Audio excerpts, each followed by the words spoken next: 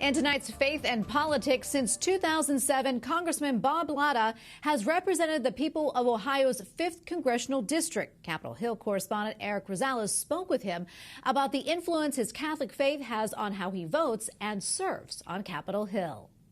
Spending a little time with Congressman Bob Latta, you soon realize being a U.S. lawmaker is not about fame or power to him, but it's about making a difference and protecting one's faith, life, and liberties, which our country was founded on.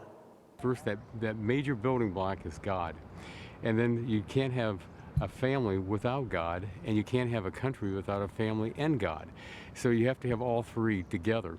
Congressman Bob Latta tells me each morning he opens and reads the Word of God. None of us are perfect. You know, our founders weren't perfect. We're all imperfect.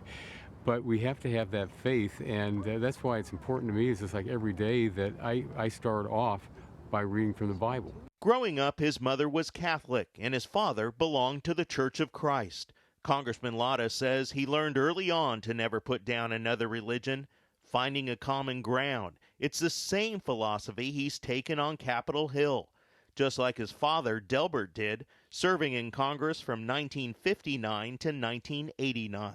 What we used to do, we'd live part of the year here. I'd go to the first part of school at home, and Dad find us a place to live for 5 months here.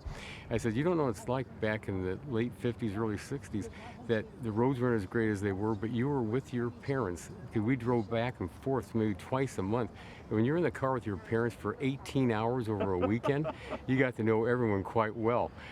Congressman Latta says family is everything, and so is fighting for those who can't speak for themselves, like the unborn. Life is absolutely precious, and we want to make sure that we do everything we possibly can through the legislation that I have, making sure that when you think of chemical abortions and you know, making sure that we don't see an expansion there. We say that we want to make sure that we protect life.